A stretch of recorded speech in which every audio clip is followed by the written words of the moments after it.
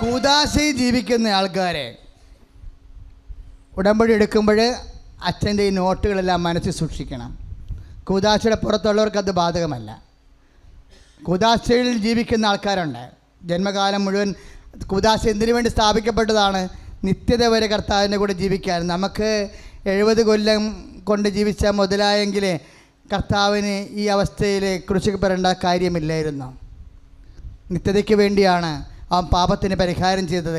അവൻ എനിക്ക് പകരമാണ് അവൻ ശിക്ഷ വാങ്ങിച്ചതെങ്കിൽ എൻ്റെ ശിക്ഷയാണ് അവൻ ഏറ്റെടുത്തിട്ടുണ്ടെങ്കിൽ നീ തന്നെ വീണ്ടും അവനെ വിട്ടുകൊണ്ട് വേറെ ശിക്ഷ സ്വയം ഏറ്റുമേടിക്കരുത്. ദുശാഠ്യം പലപ്പോഴും വരണത് ഇപ്പം നിങ്ങൾക്ക് തോന്നുമായിരിക്കും, ഒരു 3 മാസം കള്ളക്കുടി അങ്ങ് നിർത്തിയേക്കാമെന്ന് പറയും. ഉടമ്പടിയുടെ ഒരു ഘട്ടമാണ് 3 മാസം എന്ന് പറയണത്. ഉടമ്പടിക്ക് 4 ഘട്ടമാണുള്ളത്. അപ്പം 4 ഘട്ടവും വരെ വേണമെങ്കിൽ മദ്യപാനമൊക്കെ ഒഴിവാക്കാമെന്ന് വിചാരിക്കും. അപ്പം ചില ആൾക്കാർ നോൻപിന് 10-50 ദിവസം നോൻപെടുക്കത്തില്ലേ, എന്നിട്ട് നോൻപിന് കുടിക്കാനുള്ളതെല്ലാം അവർ നോൻപ് കഴിയുമ്പോൾ ഈസ്റ്ററിനെ കുടിച്ച് അവസാനിപ്പിക്കും. അപ്പം അങ്ങനെയുള്ള കള്ളക്രിസ്ത്യാനിക്കൊന്നും ഉടമ്പടി എടുക്കാൻ പറ്റത്തില്ല. വളരെ ശ്രദ്ധിച്ച് കൈകാര്യം ചെയ്യേണ്ട വിഷയങ്ങളാണ്. കാര്യം ഉടമ്പടിയുടെ ഞാൻ മനസ്സിലാക്കിയെടുത്തോളം ഇപ്പോൾ പാലക്കാട് ചേച്ചി ഒരു സാക്ഷ്യം പറഞ്ഞില്ലേ, അവരെന്നാ പറഞ്ഞത്? ഞാൻ കർത്താവിനോട് മരുമകൻ്റെ മദ്യപാനം ഒഴിവാക്കാൻ പറഞ്ഞില്ല, ഞാൻ കർത്താവിനോട് പറഞ്ഞത് സമാധാനം തരണമെന്നേ പറഞ്ഞുള്ളെന്ന് പറഞ്ഞു. അതാണ് അവരുടെ സാക്ഷ്യത്തിൻ്റെ മർമ്മം. ഞാൻ കർത്താവിനോട് സമാധാനമാണ് ചോദിച്ചത്, കർത്താവാണ് സമാധാനത്തിന് മാർഗങ്ങൾ ക്രമീകരിച്ചു തന്നതെന്ന്.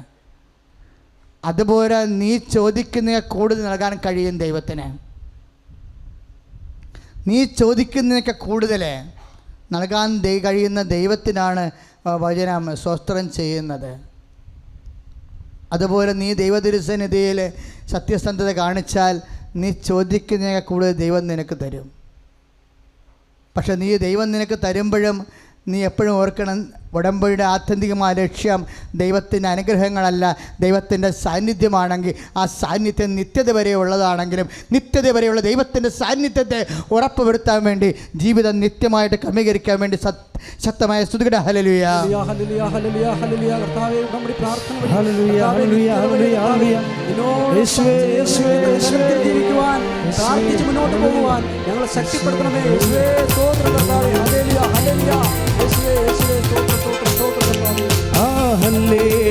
കൈകളടിച്ച്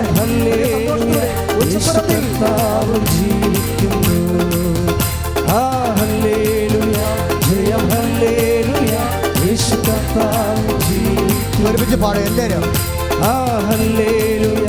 ജയം ഹല്ലേലൂയ, യേശു കർത്താവ് ജീവിക്കുന്നു, യേശു ക്രിസ്തുവിൽ ജീവിക്കുന്നു, തിരുവോസ്തി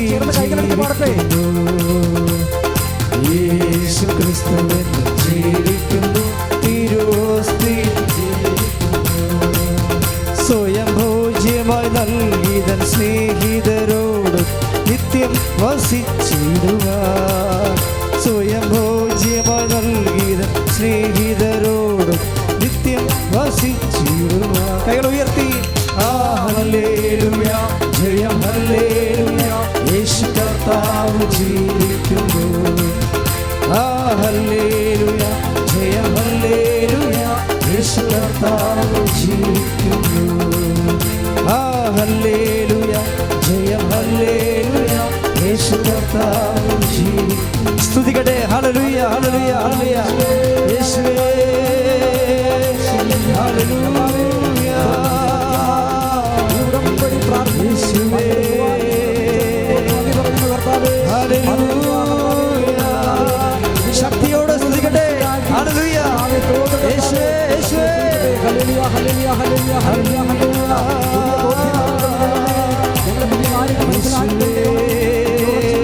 മുന്നോട്ട് പോകുവാൻ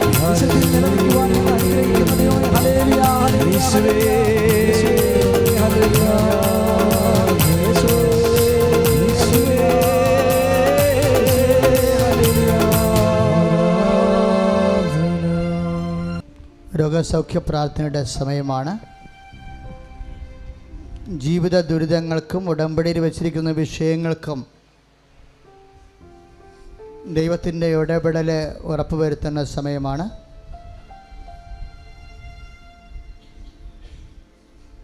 ഇത്രയും നേരം കർത്താവിൻ്റെ വചനങ്ങൾ നമ്മളെ പഠിപ്പിച്ചുകൊണ്ടിരുന്നത് ഉടമ്പടിയുടെ അൾട്ടിമേറ്റ് പ്രോമിസാണ്. ആത്യന്തികമായ വാഗ്ദാനമെന്ന് പറയുന്നത് ബൈ പേഴ്സൺ പ്രസൻസ് ആണ്. ദൈവത്തിൻ്റെ നമ്മുടെ കൂടെയുള്ള തനി സാന്നിധ്യം. ഈ തനി സാന്നിധ്യം നിത്യത വരെയാണ് പ്രോമിസ് ചെയ്തിരിക്കുന്നത്. അതുകൊണ്ട് സാന്നിധ്യം നഷ്ടപ്പെടാൻ സാധ്യതയുള്ള ദുശ്ശാഠ്യം കൊണ്ടാണെന്ന് പറഞ്ഞു. ഒത്തിരി പറഞ്ഞില്ലെങ്കിലും പറഞ്ഞ കാര്യങ്ങളെല്ലാം അച്ചിട്ട കാര്യങ്ങളാണ്. ഒരു കാര്യം നമുക്ക് ചെയ്യാൻ പറ്റാതെ വരുമ്പോഴാണ് ദൈവം അത് ഉടമ്പടിയുടെ വിഷയമാക്കി മാറ്റണത്.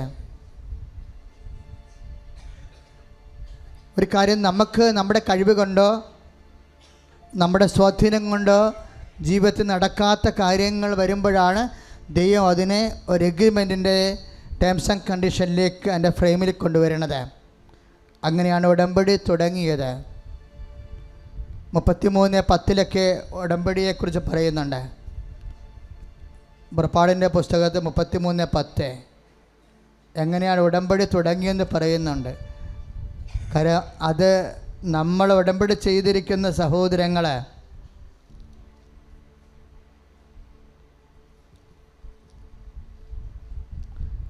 പുറപ്പാട് 34:10 അവിടെ നള്ളി ചെയ്തു. ഏറ്റു പറഞ്ഞ് അവിടെ നള്ളി ചെയ്തു. ഇതാ ഞാൻ ഒരു ഉടമ്പടി ചെയ്യുന്നു, ലോകത്തൊരിടത്തും ഒരു ജനതയുടെ ഇടയിലും നടന്നിട്ടില്ലാത്ത തരം അത്ഭുതങ്ങൾ നിന്റെ ജനത്തിൻ്റെ മുമ്പിൽ ഞാൻ പ്രവർത്തിക്കും. അതാണ് പുറപ്പാട് 34:10. ദൈവം ഉടമ്പടി ചെയ്യുന്നതിൻ്റെ ഉദ്ദേശം എന്താ? അത്ഭുതങ്ങൾ പ്രവർത്തിക്കുക. അതാണ് നമ്മൾ സാക്ഷ്യങ്ങൾ കേൾക്കുന്നത്. കാര്യം നമ്മൾക്ക് അത്ഭുതങ്ങൾ എവിടെയാണ് വരേണ്ടത്? നമ്മൾക്ക് ചെയ്യാൻ പറ്റാത്ത കാര്യങ്ങളാണ്. നമ്മൾക്ക് ചെയ്യാൻ പറ്റാത്ത കാര്യങ്ങളാണ് വരുമ്പോഴാണ് ദൈവത്തിൻ്റെ ശക്തി ഉറപ്പുവരുത്തുന്നതിന് വേണ്ടിയുള്ള ദൈവിക പരിഹാര മാർഗമാണ് ഉടമ്പടി. അതാണ് പുറപ്പാട് 34:10. ഇതാ ഞാൻ ഒരു ഉടമ്പടി ചെയ്യുന്നു, ലോകത്തൊരിടത്തും ഒരു ജനതയുടെ ഇടയിലും നടന്നിട്ടില്ലാത്ത തരം അത്ഭുതങ്ങൾ നിന്റെ മുമ്പിൽ ഞാൻ പ്രവർത്തിക്കും. ഉടമ്പടി അത്ഭുതങ്ങൾ പ്രവർത്തിക്കുന്ന ദൈവ സംവിധാനത്തിൻ്റെ പേരാണ്. അത് എന്തുകൊണ്ട് അത്ഭുതം പ്രവർത്തിക്കുന്നുവെന്നാണ് അച്ഛനിലൂടെ വെളിപ്പെടുത്തിയത്. ദൈവം നമ്മുടെ കൂടെ സഞ്ചരിക്കുന്ന കൊണ്ടാണ്. ദൈവം നമ്മുടെ കൂടെ സഞ്ചരിക്കാൻ പറ്റുന്ന ആധ്യാത്മിക കാലാവസ്ഥ നിലനിർത്താനാണ് ദുശ്ശാഠ്യങ്ങളെ ഒഴിവാക്കാൻ പറഞ്ഞത്. പ്രിയമുള്ളവരെ, ചെമ്മനാഗിരി ഇടവകയിൽ നിന്ന് വരുന്നു. എൻ്റെ പേര് ജോസഫ്.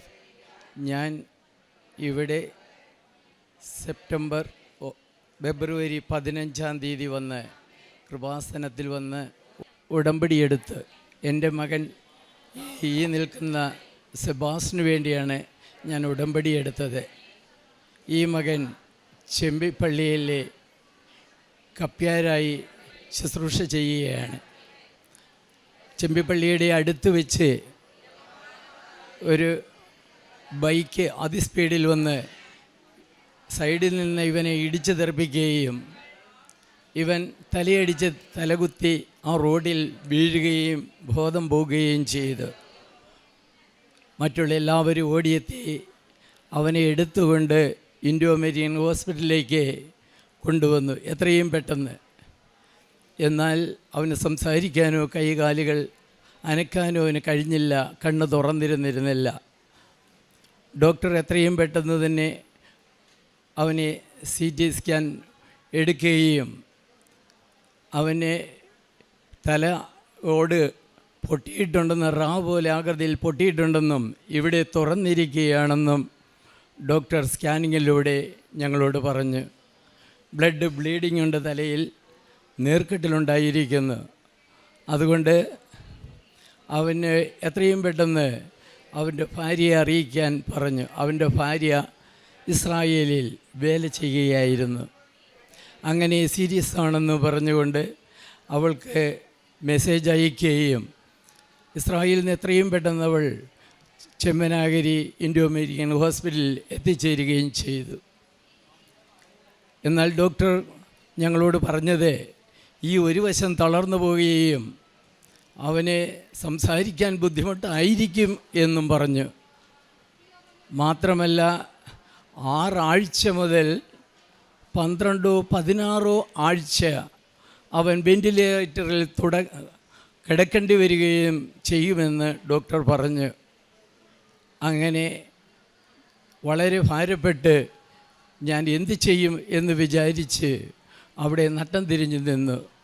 അപ്പോൾ ഞങ്ങളുടെ വീടിൻ്റെ അടുത്ത് കൃപാസനത്തിലേക്ക് വന്ന് പ്രാർത്ഥിക്കുകയും ദൈവാനുഗ്രഹങ്ങൾ ഒത്തിരി വാരിക്കൂട്ടുകയും ചെയ്യുന്ന മക്കൾ ആ പരിസരത്തുണ്ടായിരുന്നു.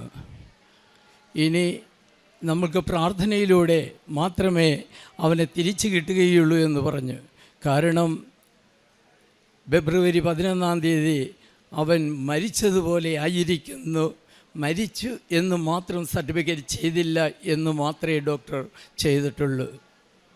കാരണം അത്രമാത്രം പ്രോബ്ലത്തിലൂടെയായിരുന്നു ആ കടന്നുപോക്കൽ. അങ്ങനെ ഈ കൃപാസനത്തിൽ ഇതിനു മുമ്പ് ഞാൻ വന്നിട്ടുണ്ടെങ്കിലും ഉടമ്പടി എടുത്ത് പ്രാർത്ഥിക്കാനൊന്നും എനിക്ക് കഴിഞ്ഞിട്ടില്ല. വർഷങ്ങൾക്ക് മുമ്പാണ് ഇവിടെ എത്തിയത്. അങ്ങനെ ദൈവാനുഗ്രഹം അന്ന് ഞാൻ മാതാവിൽ നിന്ന് ഒത്തിരി അനുഗ്രഹങ്ങൾ എനിക്ക് കിട്ടിയിട്ടുണ്ട്. എന്നാൽ ഈ കൃപാസനത്തിലേക്ക് വരുവാനായിട്ട് ഞാൻ എങ്ങനെയാണ് ഉടമ്പടി എടുക്കേണ്ടതെന്ന് അവിടെയുള്ളവരോട് അന്വേഷിച്ച് എനിക്കറിയില്ലായിരുന്നു. എൻ്റെ കൂട്ടത്തിൽ ബെറ്റി എന്നൊരു സഹോദരിയും അവളുടെ ഭർത്താവും കൂടെ പോന്നു. അങ്ങനെ ഞങ്ങൾ ഇവിടെ വന്നു ഉടമ്പടി എടുക്കാനായി ഞങ്ങൾ പരിശ്രമിച്ചു. ഉടമ്പടിക്ക് വേണ്ടി ഫോമെല്ലാം ഫില്ല് ചെയ്ത് കൊടുത്തപ്പോൾ വളരെ ആവേശത്തോടെ കൊടുത്തു. അവർ ഒരു ടോക്കണെല്ലാം കയ്യിൽ തന്നെങ്കിൽ പോലും തിരിച്ചവർ ചോദിച്ചു, അതിങ്ങനെ തരൂ, ചേട്ടന് ഉടമ്പടി എടുക്കാനുള്ള സാധിക്കില്ല എന്ന് പറഞ്ഞു. ഞാൻ പറഞ്ഞു, ഞാൻ തരില്ല, എൻ്റെ മകൻ മരണവുമായിട്ട് മല്ലടിക്കുകയാണ് ഹോസ്പിറ്റലിൽ, അതുകൊണ്ട് ഞാനിത് തരില്ല എന്ന് പറഞ്ഞു. നിങ്ങൾക്കതിന് കഴിയില്ല, നിങ്ങൾക്ക് ഏജ് എത്രയായോ, പ്രായം എന്തുണ്ടെന്ന് ചോദിച്ചു. ഞാൻ പറഞ്ഞു, എനിക്ക് 70 വയസ്സായി എന്ന് പറഞ്ഞു. അതുകൊണ്ട് തന്നെ കിട്ടത്തില്ല എന്നും പറഞ്ഞു. ഇവിടെ 18 മുതൽ 60 വയസ്സ് വരെയുള്ളവർക്ക് മാത്രമാണ് ഉടമ്പടി എന്ന് പറഞ്ഞു. സത്യത്തിൽ എനിക്കറിയില്ലായിരുന്നു. കാരണം ഇവിടുത്തെ ആവശ്യം അവൻ്റെ ജീവൻ രക്ഷിക്കുക എന്നുള്ളതാണല്ലോ. അതുകൊണ്ട് ഞാൻ എല്ലാം മറന്നു ഓടി വന്നു. ഇപ്പോൾ ഞാൻ പറയുന്നേക്കാൾ ഉപരി ആ കൗണ്ടറിൽ ഞാൻ കരഞ്ഞുകൊണ്ടാണ് യാചിച്ചത്. അവൻ്റെ ജീവൻ കിട്ടണം മാതാവിൻ്റെ അടുത്ത്, അതിനുവേണ്ടിയാണ് ഞാൻ വന്നത് എന്ന് പറഞ്ഞു. എന്നാൽ അവർ പറഞ്ഞു, സാധിക്കില്ല, നിയമം അനുവദിക്കുന്നില്ല, നിങ്ങൾ മാറിയെന്ന് നിൽക്കുമെന്ന് പറഞ്ഞു. ഏതൊരു സെക്യൂരിറ്റി വന്ന് പറഞ്ഞു, നിയമം എല്ലാവർക്കും ബാധ്യതയല്ലേ, നമുക്ക് മാറിക്കൊടുക്കാൻ പറഞ്ഞു. ഞാൻ മാറില്ല, എന്നെ കൊന്നാലും മാറില്ല എന്ന് പറഞ്ഞു. അവസാനം അവർ ടോക്കൺ സ്പെഷ്യൽ എന്തോ ഒരു സീലടിച്ച് എനിക്ക് തന്നു. ഏതോ ഒരു പ്രേക്ഷിതൻ എന്നോട് പറഞ്ഞു, നിങ്ങളുടെ ഈ കണ്ണുനീര് മതി, അവിടെ മാതാവ് ഇടപെടും എന്ന്. പ്രിയമുള്ളവരെ, ഞാൻ ചോദിച്ചു, ഈ കണ്ണുനീര് മതിയോ? ഈ കണ്ണുനീര് മതി, ഇത് സഞ്ചാരിയായ മാതാവാണ്, അവിടെ എത്തിയിരിക്കുമെന്ന് പറഞ്ഞു. എന്തുകൊട്ടെ ഞാനത് പൂർണ്ണമായി വിശ്വസിച്ചുകൊണ്ട് എനിക്ക് ഉടമ്പടിക്കുള്ള ടോക്കൺ കിട്ടി. ഞാൻ അങ്ങോട്ട് മാറിയെന്ന് ഇസ്രായേലിൽ നിന്ന് വന്ന എൻ്റെ മകളെ ഞാൻ വിവരം ഹോസ്പിറ്റലിലേക്ക് വിളിച്ചു പറഞ്ഞു, മോളെ ഞാനിവിടെ എത്തി, ഉടമ്പടി കിട്ടി, പക്ഷേ അത് എടുക്കാൻ കുറേ ബുദ്ധിമുട്ടി, ഒരുപാട് തല്ലിപ്പിടുത്തം ഉണ്ടാക്കിയിട്ടാണ് മേടിച്ചതെന്ന് പറഞ്ഞു. എന്താണ് കാരണം? അത് 70 വയസ്സ് കഴിഞ്ഞതാണ് പ്രശ്നം എന്ന്. അപ്പോൾ അവരെന്നോട് ചോദിച്ചിരുന്നു, ചേട്ടന് രോഗങ്ങളില്ലേ എന്ന് ചോദിച്ചു. അതെ, എനിക്ക് രോഗങ്ങളുണ്ട്, പ്രഷറുണ്ട്, ഷുഗറുണ്ട്. അപ്പോൾ ചോദിച്ചു, അപ്പോൾ ഹെൽത്ത് എനിക്കുണ്ട്, അങ്ങനെയെങ്കിൽ ഉപവസിക്കുമോ എന്ന് ചോദിച്ചു. ഞാൻ ഉപവസിക്കും എന്ന് പറഞ്ഞു. ഓക്കെ, അങ്ങനെയാണ് ഉടമ്പടി തന്നത്. അത് ഞാൻ അവരോട് മോളോട് പങ്കുവെച്ചു, വളരെ ബുദ്ധിമുട്ടി കിട്ടി എന്ന് പറഞ്ഞ് ആ ഉടമ്പടി എടുത്ത് അപ്പോൾ തന്നെ അവൾ പറഞ്ഞ്, ഇപ്പോഴാണ് ഞാൻ ICUയിൽ കയറി അവിടെ എൻ്റെ ഭർത്താവിൻ്റെ അടുത്ത് ചെന്നത്. അപ്പോൾ ആ ഭർത്താവ് എന്നെ രണ്ട് കണ്ണുകൾ തുറന്ന് കാണുകയും എൻ്റെ കൈക്ക് പിടിക്കുകയും ചെയ്തിരിക്കുന്നു. Praise the Lord. അപ്പോൾ അങ്ങനെ മാതാവ്, സഞ്ചാരിയായ മാതാവ്, ഏതൊരു പ്രേക്ഷിതം പറഞ്ഞു സഞ്ചാരിയായ മാതാവാണ് അവിടെ ഇടപെട്ടിരിക്കുമെന്ന് പറഞ്ഞു. അങ്ങനെ അത് പൂർത്തിയാക്കി. ഇനി ഇപ്പോൾ ബാക്കി നടന്നത് എന്താണെന്ന് എൻ്റെ മകൾ നിങ്ങളോട് വിശദീകരിക്കും. Praise the Lord. പപ്പ ഉടമ്പടി എടുത്ത തൈലവും കാശുരൂപവും എൻ്റെ കയ്യിൽ കൊണ്ടേ തന്നു. ഞാൻ ഐസിയുവിൽ കയറുമ്പോഴെല്ലാം ഇച്ചായൻ്റെ തലയിലും കണ്ണിലും ചുണ്ടിലും തൊണ്ടയിലും വയറ്റത്തും കയ്യിലും കാലിലും എല്ലാം ഞാൻ പുരട്ടി കൊടുത്തുകൊണ്ടിരുന്നു. കാരണം ഡോക്ടർ പറഞ്ഞിരുന്നത് ഇച്ചായനെ തിരിച്ച് കിട്ടിയാലും ഓർമ്മയുണ്ടാകുമോ എന്നറിയില്ല, സംസാരിക്കുമോ എന്നറിയില്ല, കൈകൾ കാലുകൾ അനക്കുമോ എന്നറിയില്ല, നമുക്ക് തിരിച്ച് പഴയ രൂപത്തിൽ കിട്ടുമോ എന്നറിയില്ല. അങ്ങനെയാണ് പറഞ്ഞിരുന്നത് ഡോക്ടർ. അപ്പോൾ എനിക്ക് ഉറപ്പായിരുന്നു നമ്മുടെ മാതാവിൻ്റെ വിശുദ്ധ തൈലം ഇച്ചായൻ്റെ. ഡോക്ടർ ഓരോ ദിവസവും എന്നോട് പറയും, സംസാരിക്കില്ലെന്ന് പറയുന്ന ദിവസം ഞാൻ ഇച്ചായൻ്റെ ചുണ്ടിൽ തൈലം പുരട്ടി കൊടുക്കും. കൈകൾ അനക്കൂല എന്ന് പറയുന്ന സമയത്ത് കൈകളിൽ ഞാൻ പുരട്ടി കൊടുക്കും. അങ്ങനെ ഡോക്ടർ എന്ത് പറഞ്ഞിട്ട് പോകുമോ 5 മിനിറ്റിനുള്ളിൽ ഞാനിത് പുരട്ടി 5-10 മിനിറ്റിനുള്ളിൽ ഇച്ചായൻ ആ ഡോക്ടർ അനക്കൂല എന്ന് പറഞ്ഞാൽ കൈകളിൽ അനക്കുകയും കാലുകൾ അനക്കുകയും അതുപോലെ തന്നെ ട്രക്യാസ്റ്റമി ചെയ്തായിരുന്നു ഐസിയുവിൽ കിടക്കുന്നത്. വെന്റിലേറ്റർ 7ാമത്തെ ദിവസം തന്നെ ഊരി. കാരണം ഞാൻ വെന്റിലേറ്ററിൻ്റെ അവിടെ നമ്മുടെ മാതാവിൻ്റെ കൃപാസന മാതാവിൻ്റെ ലോക്കറ്റ് ഞാൻ അവിടെ ഒട്ടിച്ചു വെച്ചു. കാരണം മാതാവ് വേണം ഇവിടെ നിന്ന് എൻ്റെ ഇച്ചാനെ ശുശ്രൂഷിക്കാൻ. കാരണം നമ്മൾ ആരും നിർമ്മിച്ചാൽ നമ്മുടെ കയ്യിലൊന്നുമല്ല, അത്രയും ക്രിട്ടിക്കൽ സ്റ്റേജാണ്. അത് കാരണം ആ കാശ് രൂപ ഞാനിവിടെ ഒട്ടിച്ചു വെച്ചിട്ട് പറഞ്ഞു, മാതാവിന് മാത്രമേ ഞങ്ങളുടെ ഇച്ചാനെ തിരിച്ചു തരാൻ പറ്റുള്ളൂ. 3 കുട്ടികളുടെ അപ്പനുമാണ്. മാതാവ് ആ ഉണ്ണീശോട് പറഞ്ഞ് എനിക്ക് സാധിച്ചു തരണമെന്ന് ഞങ്ങൾ പറഞ്ഞു. അതുപോലെ തന്നെ 7ാമത്തെ ദിവസം ഡോക്ടർ പറഞ്ഞത് 6 മുതൽ 12 16 ആഴ്ചയാണ് വെന്റിലേറ്റർ മാത്രം പറഞ്ഞത്. ആ സ്ഥാനത്ത് 7ാമത്തെ ദിവസം അത്ഭുതം എന്ന് പറയട്ടെ, നമുക്ക് ആ വെന്റിലേറ്റർ പൂർണ്ണമായിട്ട് റിമൂവ് ചെയ്യാൻ സാധിച്ചു. അതുപോലെ തന്നെ ഇച്ചായൻ കയ്യും കാലുകൾ അനക്കുവാനും ആദ്യമൊക്കെ ബെഡ്ഷീറ്റോട് കൂടിയിട്ടാണ് കസേരയിലെടുത്ത് പൊക്കുന്നത്. പക്ഷേ ഞാൻ ആ ഐസിയിൽ ഇരുന്ന് മാതാവിൻ്റെ ആ വിശുദ്ധ തൈലം പുരട്ടുന്ന സമയത്ത് തന്നെ കൈകളും കാലുകളും ശരിക്കും നമ്മുടെ കൺമുമ്പിൽ നമ്മളങ്ങ് അത്ഭുതമാണ്. നേഴ്സുമാർ പോലും അവിടെ നിന്ന് കരയുകയാണ്. കാരണം അത്രയും അത്ഭുതത്തോടു കൂടി അതെല്ലാം മാറുകയും ട്രക്യാസ്റ്റമി ഉള്ളത് കാരണം ഡോക്ടർ പറഞ്ഞു സംസാരിക്കാനായിട്ടുള്ള ഒരു ഇതുപോലും കാണിക്കുന്നില്ല, എന്നാലും നമുക്ക് എങ്ങനെയാണെന്ന് അറിയില്ല എന്നൊക്കെ പറഞ്ഞു. പക്ഷേ ഞാൻ ആ തൊണ്ടയിലും ചുണ്ടിലും പുരട്ടിക്കൊടുത്തത് മൂലം ഒരു ദിവസം ഞാൻ ഐസിയിൽ ചെല്ലുന്ന സമയത്ത് ഇച്ചായൻ എനിക്ക് ഉമ്മ തരികയും അത് ഉമ്മ എന്ന് പറഞ്ഞുകൊണ്ട് തന്നെ തന്നു. ആ പിറ്റേ ദിവസം തന്നെ ഡോക്ടർ ട്രക്യാസ്റ്റമി ക്ലോസ് ചെയ്യുകയുണ്ടായി. അതിനുശേഷം 3 ആഴ്ചയോളം ഐസിയുയിൽ കണ്ടിന്യൂ ചെയ്തു. ആ ഓരോ ദിവസവും ആ ഹോസ്പിറ്റലിലുള്ള സ്റ്റാഫ് ഉൾപ്പെടെ നമ്മുടെ കൃപാസന മാതാവിൻ്റെ അത്ഭുതം കാണുവാനായിട്ട്, കാരണം നമ്മൾ പരസ്യമായിട്ടാണ് ഈ മാതാവിൻ്റെ ഈ വിശുദ്ധ തൈലം നമ്മൾ പുരട്ടി പ്രാർത്ഥിക്കുന്നത്. അതും വിശ്വാസ പ്രമാണം ചൊല്ലി നമ്മൾ പ്രാർത്ഥിക്കുകയാണ്. നമ്മൾ അവിടെ നാണക്കേടോ ഒന്നുമല്ല, നമുക്ക് മാതാവിൻ്റെ അത്ഭുതം നമുക്ക് കാണണം. എനിക്ക് അത്രയും ഉറപ്പായിരുന്നു. എല്ലാവരും എന്നെ ഇച്ചായൻ്റെ മരണത്തിന് വേണ്ടി എന്നെ ഒരുക്കുകയായിരുന്നു. പക്ഷേ എനിക്ക് എൻ്റെ മാതാവിൽ എനിക്ക് പൂർണ്ണ വിശ്വാസമായിരുന്നു ഞങ്ങൾക്ക് തിരിച്ചു തരുമെന്ന്. അതുപോലെ തന്നെ ഞങ്ങൾക്ക് 3ാമത്തെ ആഴ്ചയിൽ ഇച്ചായനെ ഐസിയിൽ നിന്ന് റൂമിലോട്ട് മാറ്റി. ആ റൂമിലോട്ട് മാറ്റിയ സമയത്ത് ഇച്ചായൻ്റെ കൈക്കും കാലിനൊന്നും ബലം ഒന്നുമില്ല. നമ്മൾ എടുത്ത് വേണം നമ്മൾ സ്ട്രെച്ചറിൽ നിന്ന് അങ്ങോട്ടും ഇങ്ങോട്ടൊക്കെ മാറ്റാൻ. പക്ഷേ ആ റൂമിൽ കൊണ്ടുവന്നപ്പോൾ ഞാൻ എന്ത് ചെയ്യുന്നു ചോദിച്ചെന്നാൽ ഐസിയിൽ നിന്ന് ആ മാതാവിൻ്റെ ആ കാശുരൂപം എടുത്തുകൊണ്ട് വന്ന് റൂമിൽ ഭിത്തിയിൽ ഒട്ടിച്ചു വെച്ചു. വിശുദ്ധ തൈലം ഞാൻ ആ റൂമിൻ്റെ കട്ടളപാതിലയിൽ ഞാൻ കുരിശാകൃതിയിൽ വരച്ചു. എന്നിട്ട് ഞാൻ പറഞ്ഞു, മാതാവാണ് ഇവിടെ നമുക്ക് കാവൽ വേണ്ടത്, ഐസിയിലെ പോലെ തന്നെ ഇവിടെയും അത്ഭുതം പ്രവർത്തിക്കണമെന്ന്. അതുപോലെ തന്നെ ഈ ഒരാഴ്ചക്കുള്ളിൽ ഇച്ചായൻ നടന്ന്, ഇപ്പോൾ ഈ നിൽക്കുന്നതാണ് എൻ്റെ ഹസ്ബൻഡ്, എൻ്റെ ഇച്ചായൻ സെബാസ്റ്റ്യൻ എന്നാണ് പേര്. നടന്ന് ഓരോ കാര്യങ്ങളും സെൽഫായിട്ട് ടോയ്ലറ്റിലെ കാര്യവും സെൽഫായിട്ട് ഓരോ കാര്യവും ചെയ്യാനുള്ള പൂർണ്ണ ആരോഗ്യത്തോടെ നല്ല ഓർമ്മശക്തിയോടെ.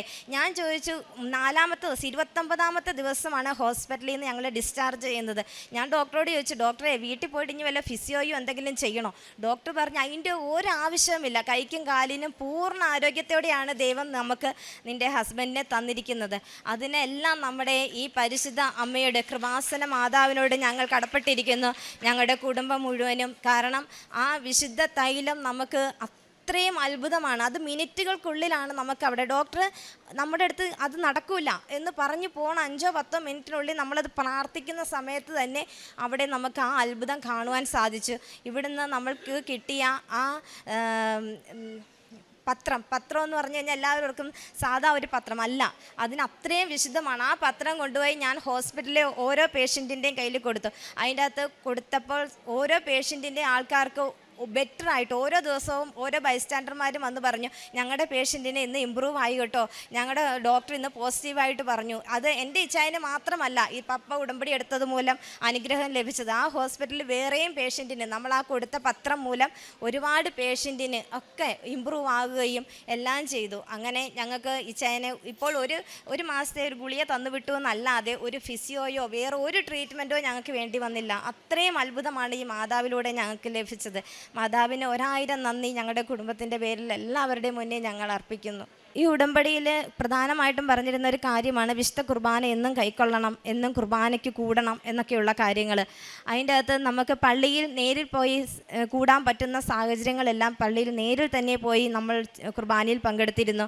ICUലും റൂമിലുമായി ഇച്ഛായം കഴിയുന്ന സമയത്ത് ഞങ്ങൾ ഹോസ്പിറ്റലിൻ്റെ വരാന്തകളിലൊക്കെ ഇരുന്ന് യൂട്യൂബിലൂടെ കുർബാന കൂടുകയും നമ്മുടെ ജോസഫച്ചൻ്റെ ഓരോ ധ്യാനങ്ങളും പ്രസംഗങ്ങളും പ്രാർത്ഥനകളും എല്ലാം പങ്കെടുത്തു. റൂമിൽ വന്ന സമയത്ത് ഇച്ഛായനെ യൂട്യൂബിലൂടെ സ്പീക്കറിലിട്ടിട്ട് അന്നേരം ഇച്ഛായനെ കേൾക്കണമെങ്കിൽ കേൾക്കട്ടെ എന്നുള്ള രീതിയിൽ ഞങ്ങളെല്ലാം കേൾപ്പിച്ച് കൊടുത്തുകൊണ്ടിരുന്നു. അതിൻ്റെ എല്ലാം ഫലമായിട്ടാണ് ഇച്ഛായന് നല്ല ഓർമ്മയും കാര്യങ്ങളും കിട്ടിയിരുന്നത്. പിന്നെ നമ്മൾ ഓരോരുത്തർക്കും പാവങ്ങൾക്ക് വേണ്ടി നമ്മൾ കഴിയുന്നത് പോലെ ചെറിയ രീതിയിൽ സഹായിക്കുക, നമ്മൾ തിരികൾ കത്തിച്ച് രാവിലെയും വൈകുന്നേരവും പ്രാർത്ഥിക്കുക, ബൈബിള് വായിക്കുക, ഇതൊക്കെയാണ് കൊന്ത ചെല്ലുക, ഇതൊക്കെയാണ് ഞങ്ങൾ ദിവസവും ചെയ്തു പോന്നിരുന്നത്. പ്രാർത്ഥനയിൽ ബൈബിൾ വായിക്കുക എന്ന് പറയുന്നത് നമ്മൾ പറയുന്നത് പോലെ ആ ടൈം വെച്ചല്ല ഞങ്ങൾ ഇത് ചെയ്തുകൊണ്ട്, നമ്മൾക്ക് പറ്റുന്ന സമയത്തല്ല നമ്മൾ ബൈബിൾ വായിക്കുകയും ഇനി വായിക്കാൻ പറ്റാത്ത സമയത്താണ് ഞങ്ങളത് സ്പീക്കറിലിട്ട് കേൾക്കുകയും ചെയ്യുമായിരുന്നു. റൂമിൽ നമ്മൾ മാതാവിൻ്റെ കൊന്ത വയ്ക്കുകയും മാതാവിനോടുള്ള പാട്ടുകൾ വയ്ക്കുകയും അങ്ങനെ ഞങ്ങളുടെ റൂമെന്ന് പറഞ്ഞാൽ ഒരു ശരിക്കും പറഞ്ഞെന്ന മാതാവിൻ്റെ ഒരു പ്രാർത്ഥനാലയം പോലെയാണ് ഞങ്ങളുടെ റൂമിൽ ഞാനും ഇച്ഛായനും കഴിഞ്ഞ ആ ഒരാഴ്ച കഴിഞ്ഞ ആ ഹോസ്പിറ്റലിൻ്റെ റൂമിൽ ഞങ്ങൾ കഴിഞ്ഞിരുന്നത്. അതിൻ്റെ എല്ലാം ഫലമായിട്ടാണ് മാതാവ് ഇന്ന് ഞങ്ങളുടെ ജീവിതം ഞങ്ങൾക്ക് തിരിച്ചു തന്നത്. ആദ്യമായി ഈശോയ്ക്കും അമ്മ മാതാവിനും 1000 നന്ദി അർപ്പിക്കുന്നു. എൻ്റെ പേര് നവ്യ ജെന്നി, ഇതെൻ്റെ ഹസ്ബൻഡ് ജെന്നി ജോർജ്. ഞങ്ങൾ മുംബൈയിൽ നിന്നാണ് വരുന്നത്. മുംബൈയിലെ മദർ ഓഫ് വിക്ടറി ഷ്രൈൻ ടിക്കുജിനിവാടി പാരിഷിൽ നിന്നാണ് ഞങ്ങൾ വരുന്നത്. ഞാൻ ആദ്യമായി ഉടമ്പടി എടുത്തത് 2024 ലാസ്റ്റ് ഇയറിൽ മെയ്യിലാണ്. ഇന്ന് ആദ്യത്തെ സാക്ഷ്യമായി പറയാനുള്ളത് ഞങ്ങളുടെ ഒരു ഫ്ലാറ്റിനെ പറ്റിയാണ്, ഒരു പുതിയ ഫ്ലാറ്റിനെ പറ്റി.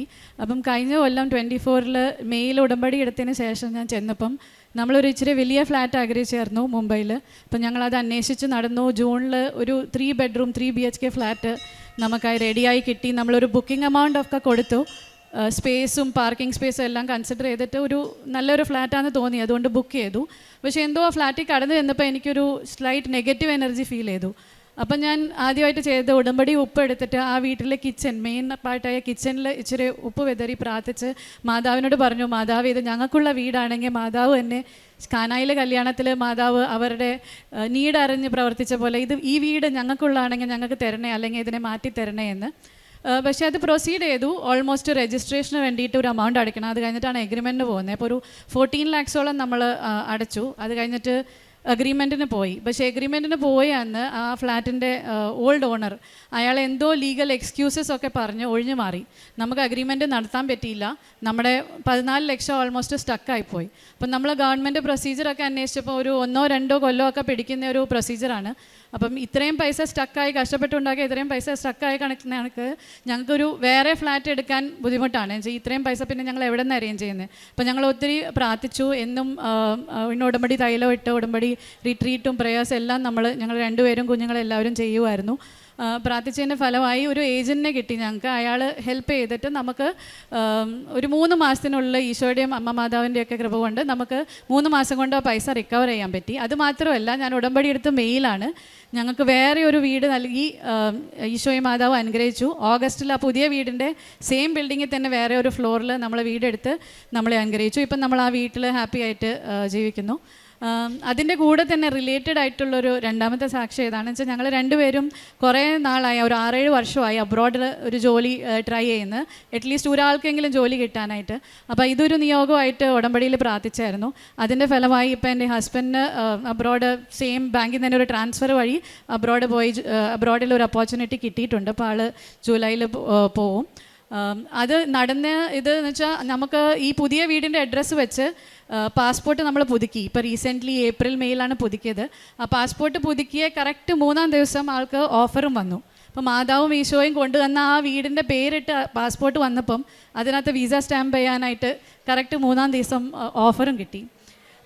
വേറെ ഒരു കാര്യം കൂടി പറയാനുള്ളത്, നമ്മൾ ഈ ഉടമ്പടി പ്രാർത്ഥനയും എല്ലാം സ്റ്റാർട്ട് ചെയ്തപ്പോൾ നമ്മൾ മാത്രമല്ല, ഞങ്ങൾ 2 കുഞ്ഞുങ്ങളുണ്ട്, 2 ഗേൾസാണ്. അപ്പം അവരുടെയും കുറേ ദൈവത്തിലുള്ള വിശ്വാസം കൂടിയിട്ടുണ്ട്. ചെറിയ മോള് 7 വയസ്സാണ്. അപ്പം ഞാൻ എപ്പോഴും രാവിലെ പ്രാർത്ഥിച്ച് തൈലം പുരട്ടിയിട്ടാണ് അവരെ സ്കൂളിൽ പറഞ്ഞയക്കുന്നത്. അപ്പം കഴിഞ്ഞ കൊല്ലം ഞാൻ ഓഫീസിൽ പോയപ്പം എൻ്റെ ഈ ലെഫ്റ്റ് കയ്യിൽ ഇങ്ങനെ ഒരു ഉടമ്പടി പത്രം ഉണ്ടായിരുന്നു. റൈറ്റ് കൈ ഞാൻ ഓഫീസിൻ്റെ ഒരു ഡോറ് തുറക്കാൻ നോക്കിയപ്പം എൻ്റെ കൈ വരില്ല, ചെറിയ സ്മോൾ ഫിംഗർ അത് അതിനകത്ത് സ്റ്റക്കായി പോയിട്ട് മൊത്തത്തിൽ ഇങ്ങനെ ചെറിയൊരു കട്ട് പോലെ വന്നു. പിന്നെ കുറേ ഐസൊക്കെ വെച്ച് ഓക്കെ ആയി. പക്ഷെ ഞാൻ ഓർത്ത് നെക്സ്റ്റ് ഡേ ഹോസ്പിറ്റലിൽ പോകണമായിരിക്കും, എന്തെങ്കിലുമൊക്കെ കുഴപ്പമുണ്ടാവുന്നത്. പക്ഷെ ഞാൻ വീട്ടിൽ ചെന്ന് ഉടനെ ചെറിയ മോള് വന്നിട്ട് അവൾ ഉടമ്പടി തൈലം എടുത്ത് എൻ്റെ കൈയെ ഒരു കുരിശ് വരച്ചു. എന്നിട്ട് പറഞ്ഞു, അമ്മ ഡോണ്ട് വറി, അമ്മ ഓക്കെ ആവും, ഈ തൈലം നമ്മളെന്നും പറ്റുന്നല്ലേ. ആ ഒരു വിശ്വാസം അവൾക്ക് കിട്ടി. അത് പരട്ടി. പിന്നെ നെക്സ്റ്റ് ഡേ മോർണിംഗ് ഞാൻ എണീറ്റപ്പോൾ എനിക്ക് ഒരു പെയിനും ഇല്ല. പിന്നെ ഒരു 3-4 ദിവസത്തിനകം അത് കരിഞ്ഞു പോയി. പക്ഷേ നമ്മുടെ വിശ്വാസം മാത്രമല്ല, കുഞ്ഞുങ്ങളുടെ വിശ്വാസം ഒത്തിരി കൂടിയിട്ടുണ്ട്. അതുകൊണ്ട് ഞങ്ങൾ എന്നും ഡെയിലി ബ്രെഡും കൂടാറുണ്ട്. അച്ഛൻ്റെ രാവിലെ ഡെയിലി ബ്രെഡ് കൂടി ഉടമ്പടി തൈലമൊക്കെ പുരട്ടിയിട്ടാണ് വീട്ടിൽ നിന്ന് ഒന്നില്ലെങ്കിൽ സ്കൂളിലേക്കോ ഓഫീസിലേക്കൊക്കെ എന്നും പോകുന്നത്. നമ്മളെക്കൊണ്ട് കഴിയുന്ന രീതിയിൽ ചാരിറ്റി, ഒരു വീക്കെൻഡിൽ സാറ്റർഡേ ഒക്കെ ആർക്കെങ്കിലും പാവപ്പെട്ടവർക്കൊരു ഡിന്നറോ അങ്ങനെ എന്തെങ്കിലുമൊക്കെ വീട്ടിലുണ്ടാക്കി കൊടുക്കാറുണ്ട്. പിന്നെ ഈശോയോട് ഞങ്ങൾ പറഞ്ഞു, ഈശോയെ ഞങ്ങൾക്ക് ഇത്രയും നല്ലൊരു വീട് ഈശോ കൊണ്ട് തന്ന് ഇതിന് ഒരു താങ്ക്സ് ഗിവിങ് പോലെ ഞങ്ങൾ ഒരു ചെറിയ വീട് പണിയാനായിട്ട് ഒരു പാവപ്പെട്ട ഫാമിലിക്ക്, മഹാരാഷ്ട്രയിലെ ഒരു ചെറിയ പാവപ്പെട്ട ഫാമിലിക്ക് ഒരു ചെറിയ വീട് പണിയാനായിട്ട് അവരെ സ്പോൺസർ ചെയ്തായിരുന്നു. പിന്നെ ഞങ്ങൾക്ക് കഴിയുന്ന രീതിയിലൊക്കെ ആർക്കെങ്കിലും ഹെൽപ്പ് വേണമെങ്കിൽ നമ്മൾ ഹെൽപ്പ് ചെയ്യാറുണ്ട്. റിട്രീറ്റൊക്കെ കൂടാറുണ്ട്. ഏറ്റവും കൂടുതൽ പറയാനുള്ളത് ദൈവാനുഭവം എന്ന് വെച്ചാൽ എപ്പോഴും ഈശോയും മാതാവും കൂടെയുണ്ട്. എത്ര പ്രതിസന്ധി വന്നാലും നമ്മൾ തന്നെയല്ല എന്നൊരു വിശ്വാസം അപ്പം ഉണ്ട്, ഒരു സ്ട്രോങ് ആയിട്ട് നിൽക്കാനായിട്ട്. അപ്പം അതാണ് ഞങ്ങൾക്ക് ഈ ഉടമ്പടിയിലൂടെ കിട്ടിയ. ഒന്നും കൂടി ഈശോയ്ക്കും മാതാവിനും ഒരു 1000 നന്ദി പറഞ്ഞുകൊണ്ട് thank you. Praise the Lord.